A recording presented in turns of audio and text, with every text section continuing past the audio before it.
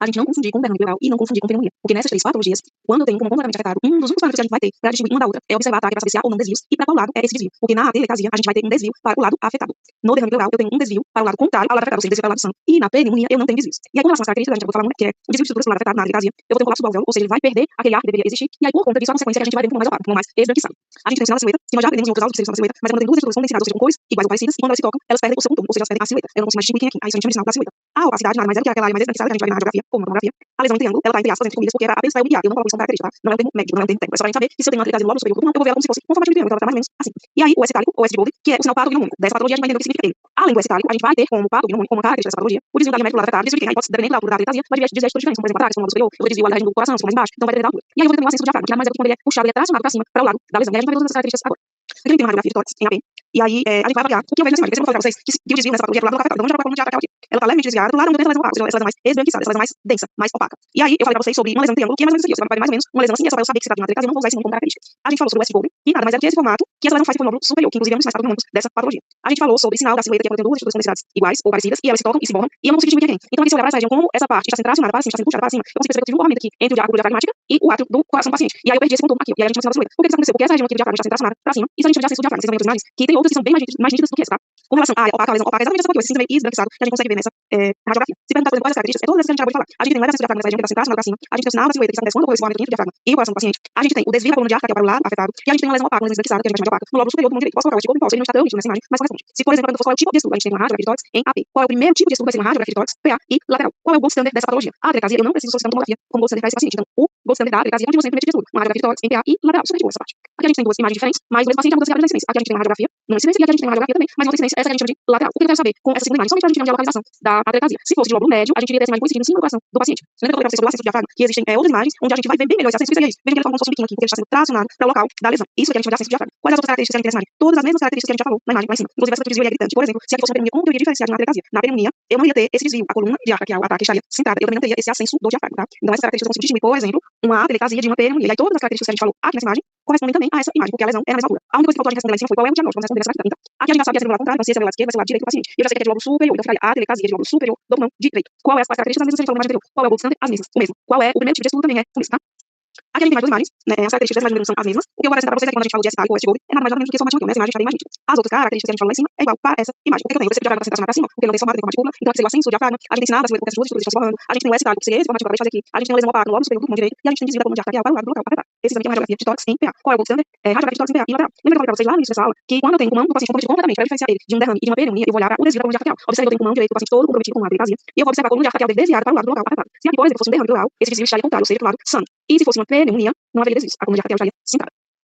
Aqui a gente tem mais duas imagens, é do mesmo paciente, lembra que eu falei que se for logo médio, vai coincidir essa lesão opaca com o coração do paciente? É isso que eu estava falando. Se eu tiver uma incidência só na P ou só PA, fica mais difícil da gente saber qual é a altura da lesão, uma vez que a gente tem que identificar qual é o lóbulo. Mas aí a dica é, observa a altura da lesão se eu tiver só PA ou se eu tiver na P, e veja com quem é que ele se forma, como assim? Lembra do sinal da silhueta, quando a gente tem duas estruturas com densidades, ou seja, com cores parecidas, elas se tocam e elas se formam, elas perdem o contorno? Isso vai me dizer qual é o lóbulo. E aí eu vou nessa imagem. Se eu observar a lesão, ela está mais ou menos aqui, nessa região.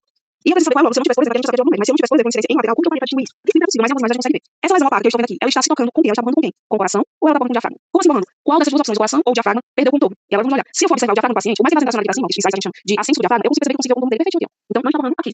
Agora, se eu olhar para essa região, eu vou observar que eu perdi o contorno do átrio. Como assim? Deixa eu subir aqui na imagem para vocês verem mais ou menos o que eu tô falando. Se eu tenho alguma imagem boa aqui. Vou subir aqui outras patologias. Para vocês entenderem do que se trata. Vou ter uma radiografia aqui. Se a gente olhar para essa imagem, eu consigo ver perfeitamente o contorno do átrio, eu consigo ver perfeitamente o contorno do diafragma. Naquela lesão, vocês vão perceber que por mais que o paciente tenha uma atelectasia, mas eu consigo ver perfeitamente o contorno do diafragma, então significa dizer que não é de lóbulo inferior. E aí quando eu vou observar mais ou menos nessa altura aqui do átrio do paciente, eu consigo ver nitidamente que ela está borrada, exatamente o que eu tô falando. Quando eu borro nessa altura, significa dizer que é de lóbulo médio. Quando eu borro aqui embaixo no diafragma, significa dizer que é de lóbulo inferior. Agora vamos subir aqui e vamos conferir o que eu tô falando. Percebam que o borramento é exatamente nessa altura, porque eu perdi a volta, eu perdi a silhueta, eu perdi o contorno do átrio, eu deixava ele mais ou menos assim. Então coincide com a atelectasia de lóbulo médio confirmado aqui com essa incidência lateral. Por isso que o nosso gold standard é a radiografia em duas incidências. Porque uma eu uso para ver na PA, eu uso para ver em uma atelectasia. Algumas vezes eu vou conseguir identificar se é de lóbulo inferior ou médio, superior nítido. Mas se eu tenho uma lateral, eu tenho 100% de certeza qual é o lóbulo, tá? Aqui a gente tem mais uma imagem e as características elas são praticamente as mesmas. Lembrar que se houver desvio, vai ser sempre pro lado do local afetado. Essa aqui não tem tanto desvio, mas a gente consegue perceber que ela mesmo assim está desviando para cá. Então sempre vai ser pro lado do local afetado, é a do branco. E o formato dessa dilatação vai indicar qual é o tipo de bronquiectase, porque não adianta apenas eu identificar que a patologia é uma bronquiectase, porque se eu não colocar qual é o tipo, eu vou perder a questão. E a gente tem três tipos. A gente tem a cilíndrica, a varicosa e a cística. Essa cística também pode ser chamada de sacular. Então se, por exemplo, uma questão de marcaria com um nome ou com outro, qualquer um dos dois está dizendo a mesma coisa. Cística sacular seria um carcinoma. E aí a gente tem o sinal do tem uma característica que nem sempre está presente, mas ela pode aparecer, por exemplo, de uma bronquiectase cilíndrica. E eu tenho o anel cinete, eu coloquei na frente uma pelo só para vocês terem uma referência, para vocês lembrarem como tem uma pelo, que é mais ou menos assim. uma pélulazinha em cima. E aí essa atividade cinética também sempre vai estar presente, mas cística presente já se trata de uma varicose cística ou sacular, que é a mesma coisa. E o sinal do triplo tem é da seguinte, então, lembrando que mesmo que eu tenha uma cística, não necessariamente o sinal do triplo vai aparecer. E mesmo que eu tenha uma cística, não necessariamente o anel de cinética vai aparecer. E aí o padrão ouro para o diagnóstico é o TK, porque na radiografia praticamente não consegue ver um bloqueio. Então, a não ser que seja uma cística, mas é péssimo de se ver. Então, se vier um bloqueio, vai ser uma tomografia, tá? E aqui a gente tem imagens ilustrativas, eu vou lembrar para ficar mais fácil vocês conseguirem seguir onde eu tô falando. 3 e 4. Imagem número 1 corresponde ao bronco, digamos que normal. Então, observe que o formato dessa imagem número 2 é praticamente o mesmo, com a diferença de que ele está dilatado. Então, uma bronquiectase cilíndrica ocorre apenas a dilatação, mas não é uma deformação do formato do bronco, ele dilata da forma do bronco. Já nessa imagem número 3, vocês perceberem, essa dilatação ela é meio que ondular, irregular, que lembra aquelas vezes varicosas. Pra quem não conhece a veia varicosa, são aquelas vezes que ela vem bem proeminente lá nos membros inferiores, principalmente idosos. Então, depois, quando vocês verem uma necessidade, vocês verem como realmente parece. E daí vem o nome, né, varicose, então, bronquiectase varicose, por parecer com aquelas vezes varicosas. Já no meu quadro, observe que ela é como se fosse realmente sacular mesmo, como se fossem saquinhos. Elas tanto podem vir agrupadas, como está nesse desenho aqui, nessa ilustração, como ela pode vir solitária. Mas se eu vir formada como se fosse sacular, como se fosse um formato circular, um formato de uma bolinha, significa dizer que é uma bronquiectase cística. E a gente tem três tipos, cilíndrica, que dilata no formato normal do bronco, a varicose que dilata de forma irregular e a cística que dilata em formato circular. Se a gente fosse nesse desenho aqui falar sobre as três, como ficaria?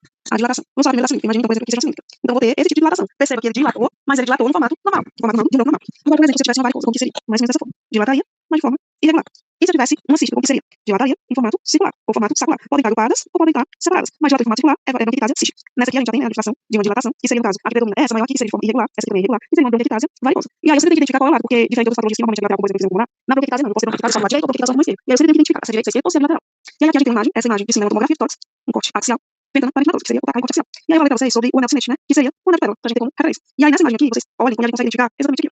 É como realmente se fosse um anel de pérola, que é o que a gente chama de cinético. Nesse caso aqui seria uma bronquiectase sacular. Eu vou ficar de vez em quando trocando os dois nomes entre um e outro, pra vocês sempre lembrarem que pode ser tanto um quanto o outro, tá? E aí seria a bronquiectase sacular, que é aquela que dilata em formato arredondado. E lembrem que não necessariamente eu vou conseguir ver como se fosse um anel de pérola, tá? O anel cinético, porque algumas vezes ela vai dilatar e eu não vou conseguir ver o anel. E lá quando a gente fala de características, lembrem que a gente só coloca o que a gente já vê, tá? Sobre o sinal do trígono do trem, é como se fosse um trígono desse, que segundo a literatura corresponde a esse formato. Que seria, no caso, o sinal do trígono do trem. Não é tão parecido, mas na literatura, né, traz essa característica. E aí, aqui a gente tem duas tomografias, a gente comparar uma com a outra, essa imagem número 1, ela é uma TC normal, e essa imagem número 2 é uma TC patológica. Como que eu vou saber que ela é normal que ela é patológica? Tem uma dica assim, porque pode ser que vocês sejam induzidos a olhar para essa imagem número 1 e imaginar que aqui seja uma bronquiectase. Mas vamos lá, avaliar o que não é. Tem uma dica pra gente saber quando o bronco tá normal, quando o bronco tá patológico. Porque numa tomografia normal, geralmente a gente não vê bronco, tá? Ele é pequenininho. Então, normalmente a gente não vê. E se vê, ele precisa estar menor ou do mesmo tamanho do vaso que está do seu lado. Qual que seria o vaso? Essa a imagem esbranquiçada que você enxerga. Então, esse seria o vaso. E essa parte, um centro enegrecido, é o bronco. Então, pra eu dizer que não é uma bronquiectase, ou seja, que é um bronco normal, esse bronco ele precisa estar igual, ou seja, do mesmo tamanho, ou menor que esse vaso. Então, se a gente for observar essa imagem aqui, corresponde igual ou menor. Aqui é a mesma coisa, pequenininho e aqui tem um lado. Mas aqui tem um vaso grande, outro vaso grande. Então, significa dizer que essa tomografia é normal, não é uma bronquiectase. Porque se eu for comparar com essa imagem aqui, é gritante a diferença. O vaso, o bronquio, vaso, bronquio, vaso, bronquio. E se eu for observar nessas outras, tem esse mesmo padrão. Então, significa dizer que se eu tenho um bronco maior do que o vaso, o bronquio está dilatado. E a gente está diferente de uma bronquiectase.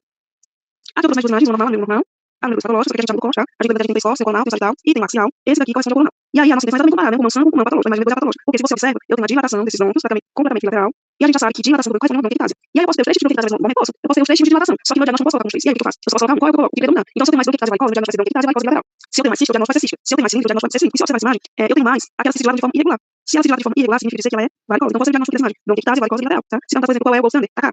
Aqui eu coloquei mais duas imagens só pra gente comparar. Imagem número 1 é a de cima, que é a patológica, e imagem número 2 é uma imagem que não é patológica. Por que não é patológica? Deixa eu aumentar aqui. Por conta daquela questão de o vaso e o bronco, eles precisam ser equivalentes. Ou o vaso maior, o bronco tem que ser do mesmo tamanho ou menor. E a gente vê nessa imagem coincide. Tem outro com esse vaso. Coincide. O bronco ele é menor que o vaso, significa dizer que não é patológico. Aqui seria uma cilíndrica e essas outras aqui seria cística ou sacular. Se fosse para o diagnóstico, mas eu tenho duas aqui, seria bronquiectase sacular. Por que sacular? Porque aqui predomina. Isso seria a mesma coisa de cística, tá? Aqui a gente tem mais duas imagens. Imagem 1 é o mesmo tipo de estudo, é o mesmo tipo de corte. Então, por exemplo, se perguntar qual é o tipo de estudo, a gente vai colocar corte axial, ou se eu colocar um completo, a gente coloca no sobrenome. Desejo de tórax, corte axial, ventana parenquimatosa. Se a pergunta for qual é o primeiro tipo de estudo, radiografia de tórax, PA e lateral. Qual é o gold standard? Tá cá. Qual é o diagnóstico? Das duas é bronquiectase lateral, só que o tipo de bronquiectase é diferente, a gente vai identificar agora. Nessa imagem número 1, a mesma imagem assim, eu acho que eu não sei. Mas se você perceber, ela está dilatando de forma irregular, que aqui predomina. Lembrando que tem outras aqui que não são de forma irregular, mas aqui predomina é a que dilata de forma irregular. Isso significa dizer que eu tenho uma bronquiectase varicosa. A bronquiectase bilateral, sim, eu identifico que é bilateral. Porque eu não posso colocar, por exemplo, bronquiectase varicosa e cística ao mesmo tempo. Eu tenho que decidir qual é o meu diagnóstico, tá? E de todas, a menos comum que a gente tem é a cilíndrica. Então, até se você for procurar imagens sobre ela, você vai achar pouquíssimas opções, porque a que predomina é a varicosa e a sacular que a gente chama de cística. Já nessa imagem número 2, se você observar, o pulmão do lado esquerdo do paciente está também todo comprometido, correspondendo a uma bronquiectasia sacular, tá? Que também é chamada de bronquiectasia cística, esse aqui tem também, e que, nesse caso, no diagnóstico seria bronquiectasia cística bilateral. É bronquiectasia nos dois casos. Imagem 1 e imagem 2, bronquiectasia. Porém, o tipo de bronquiectasia vai variar. É super restrito as características da bronquiectasia na tomografia, e a gente só coloca o que a gente está vendo, tá? E aí, como se vê nessa imagem, você vê que eu tenho broncos dilatados, tá? A descrição serve para as duas, que eu tenho broncos dilatados, e essa cola tá mais enegrecida, né? Então a gente chama isso de hipodensidade, então aumento da hipodensidade. Qual é o gold standard para as duas? Tá cá. Qual é o primeiro tipo de estudo? Radiografia de tórax e lateral. Qual é o tipo de estudo? Aí eu estou vencendo na corte axial, tá? As características elas são bem restritas, mas se olhar, ela não parece com nenhuma outra patologia, como algumas patologias se parecem. Essas aqui não, elas só se parecem com ela mesma. Porque mesmo que eu queira confundir essa imagem aqui, por exemplo, com o pneumotórax, não tem como confundir, não é possível, porque o pneumotórax é completamente negro. Se você fizer uma pulmonar, a gente vai ver que ele tem formato de bolhas, então eu vou até jogar aqui embaixo, que é o mesmo slide, pra vocês verem como não dá pra confundir. Não se parece. Então não tem como confundir uma patologia com a outra, tá? E aí o diagnóstico a gente já falou, mas recapitulando. Imagem número 1, a gente tem bronquiectase varicose bilateral. Imagem número 2, a gente tem bronquiectase sacular ou bronquiectase cística bilateral. De tórax. E não consegui saber que é um enfisema pulmonar. O problema dela é que já na tomografia é um pouco mais restrita essas características, então pode ser que confunda um pouco com a questão do pneumotórax, mas se você olhar bem a imagem, não dá pra confundir. E aí, com relação ao exame de tórax, a gente vai ter como característica o descenso, que pode ser chamado também de aplagamento ou retificação do diafragma, que seria isso. O diafragma tem mais ou menos esse formato, e o enfisema ele vai se retificar, então pode estar bem reto, quando ele pode estar nesse formato. Em qualquer um desses dois formatos aqui, significa dizer que a gente tem um descenso, um aplanamento ou uma retificação do diafragma, que também é o que a gente utiliza como um dos sinais patognomônicos dessa patologia, que é exatamente o descenso do diafragma. Ou que o sinal patognomônico também seria, deixa eu ver se escrever aqui, tá aqui, tórax em tonel ou tórax em barriga pra gente em português, tá? Mas sabe que isso é tórax em tonel. Ele também é patognomônico, só que se eu tiver uma radiografia numa incidência lateral, tá? Ele precisa ser uma lateral pra eu conseguir ver esse formato, que é também patognomônico dessa patologia. O que eu tenho mais de característica? Horizontalização das costelas, hiperinsuflação e hiperlucidez, que significa dizer que o pulmão ele tem mais ar do que deveria. Então, se ele tem mais ar do que deveria, ele está mais negro do que deveria. E a imagem, por exemplo, como se fosse uma bexiga. Se eu tenho uma bexiga mais ou menos com 100, vamos falar que 100 ml de ar. 100 ml. E agora eu continuo açucarando essa bexiga, colocando mais ar, e agora eu coloquei, sei lá, 800 ml. Essa bexiga vai descer, né? Vai ficar mais ou menos assim. E é a mesma bexiga, só que agora ela tem mais ar. É exatamente o que acontece com o pulmão. Ele fica hiperinsuflado, ele tem mais ar, depois ele fica mais enriquecido, porque a densidade do ar é negra. Isso faz com que essa quantidade de ar aumentada horizontalize as costelas, que é uma das características dessa patologia. E se eu tenho horizontalização das costelas, eu tenho um aumento dos espaços intercostais. A gente vai entender o que é cada coisa, tá? Quando eu tenho esse tórax, então, significa dizer que o diâmetro do âmago posterior, ele está aumentado, certo? Então, o tórax anterior com relação à parte posterior, ela vai estar aumentada. Aí a gente chama de aumento do diâmetro posterior, que é exatamente uma das características que vai dar esse tórax em túnel, tá? Que a gente português barriga. Qual é o bolso dessa boa? Tá, cá. Vamos ver quais são todas essas características nas imagens, vocês vão ver essa parte de cima. Tem tanta característica que fica super fácil. Essa parte aqui é da tomografia, tá? Então vamos fechar o assunto de radiografia, que são essas características que a gente falou aqui, a radiografia, tá? De tórax. E depois a gente volta pra finalizar com a parte da tomografia, que não tem tantas características, mas é através dela que eu vou falar qual é o tipo de enfisema. E aí eu já havia listado essa imagem aqui na aula de aplicação, eu vou só aqui pra gente continuar. Aqui essa imagem número 1, eu tenho como santar, é só pra gente comparar de um lado com o outro. E nessa outra imagem, eu tenho um pulmão patológico. Quando você bate o olho, já dá pra perceber que tem alguma coisa errada. Por quê? Esse formato desse diafragma aqui não coincide com o diafragma normal. Esse aqui tem formato direito. Tem alguma coisa errada aqui. Se eu para a cor, para a densidade, eu vou perceber que ele tá um pouco mais agressivo. Os arcos costais eu nem consigo ver se eu comparar, por exemplo, com essa imagem aqui. Nem consigo ver. Consigo perceber também que esses arcos costais, eles são mais retificados, mais horizontalizados. Consigo perceber também, deixa eu só mostrar aqui mais, que eu tenho o aumento dos espaços intercostais, porque entre um costal e o outro tem diferença, se você perceber. E esse aumento do espaço intercostal, ele é irregular. Então, a hora eles estão mais próximos, outra hora eles estão mais longe. Aqui a gente já falou de várias características. A cor a gente chama de hiperinsuflação, que também chama de hiperocídio, fica mais negro que deveria. A gente já falou da horizontalização das costelas e do aumento dos espaços intercostais. Outra coisa que super chama a atenção aqui é exatamente o formato desse diafragma, que é o que a gente chama de descenso do diafragma, horizontalização ou aplanamento, que é o sinal patognomônico dessa patologia. Eu consigo perceber mesmo, porque lá em cima, mas porque ele sempre tá presente, mas consigo perceber que o formato desse coração aqui ele tá estranho. Eu não consigo ver a borda do átrio, aqui nessa região. Ele tá como se fosse menor, como se fosse torcido. Tem um espaço estranho aqui, uma densidade de ar entre o coração e entre o diafragma, que não deveria existir. E eu não consigo ver o átrio aqui. Aí isso a gente chama de coração em gota, que também pode aparecer no enfisema pulmonar. Lembrar que se a gente tá falando de uma radiografia, eu chamo de enfisema pulmonar. Se eu tiver uma tomografia, aí eu tenho que identificar qual é o tipo de tem 3 tipos, tá? Aqui eu tenho mais duas imagens comparativas para vocês perceberem. Essa imagem é uma imagem patológica e essa outra imagem é uma imagem normal, só para a gente comparar o que tem de alteração entre uma e outra. Aqui eu tenho identificação, aqui eu tenho mais. Aqui ela é mais enegrecida do que desse lado, vou colocar aqui. Eu tenho aumento desses espaços intercostais, que desse lado eu não vou ter. Eu tenho coração em gota, porque eu não consigo ver a borda do átrio nessa região, desse lado eu consigo ver que tem.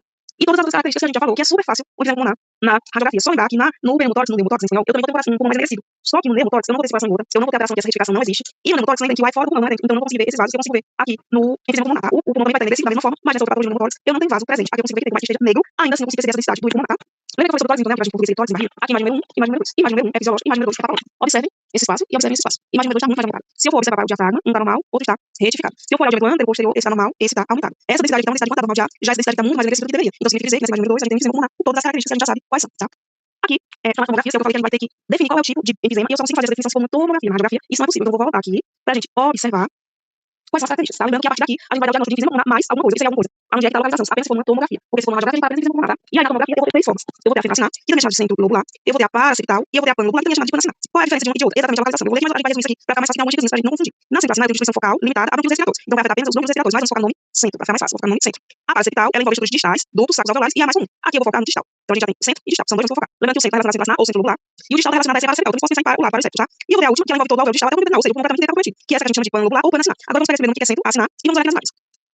Eu vou pular para essa pra ficar mais fácil. E vou demarcar aqui. Perceba que nessa imagem número 1, a afetação, ela tá mais aqui nessa área. Se eu for comparar com as outras, eu vou ter que sair que a imagem mais central. Então seria a centro acinar. Só pra gente ter mais uma noção de como distinguir uma da outra, tá? Obviamente que essa é mais explicação, mas fica mais fácil. Se eu pegar uma centro e lembrar que dá mais no centro. Então centro acinar ou centro lobular. Já uma delas a gente falou que é praticamente o pulmão inteiro ou quase todo comprometido. Perceba que eu tenho uma bolha infinita gigantesca aqui, ó.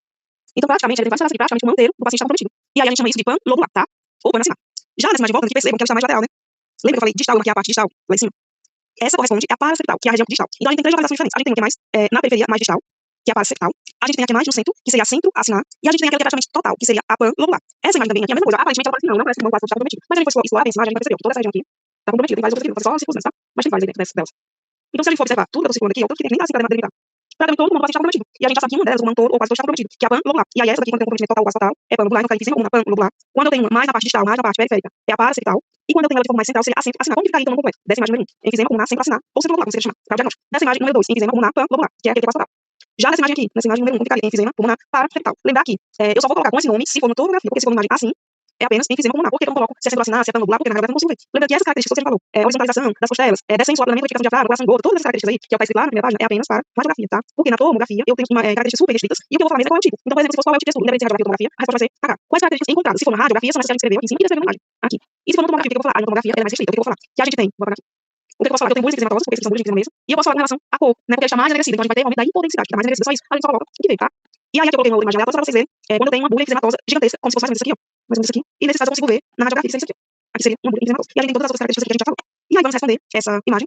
Lembrar que nem sempre a imagem vai ser bonita, mas se eu olhar pra essa daqui, que eu procuro o diafragma, eu já não vejo. Então você já tem uma coisa errada. Ele tá tão identificado, tá falando aqui, nem dá pra ver. Lembra do coração que eu falei que a parte laboratória a gente não consegue, mas eu procuro ela pra vocês acham? Não tem. Então, por mais que seja uma imagem mais confusa, porque eu coloquei na intenção exatamente treinar o olho de vocês, porque aquela imagem lá em cima na radiografia tão óbvia, que dava de cara pra você saber, na sua prova nem sempre vai parecer óbvio. Mas aqui se você olha, você procura já sumiu o diafragma. E eu tenho coração gordo, porque o coração está no seu normal, eu vejo essa densidade aqui que não deveria, tá bom? Então qual é o tipo de estudo? Sobre a minha pergunta, a gente tem uma radiografia de tórax em PA, que é o que a gente consegue ver, a gente tá colocado. Então, a gente vai conseguir trazer pra cá.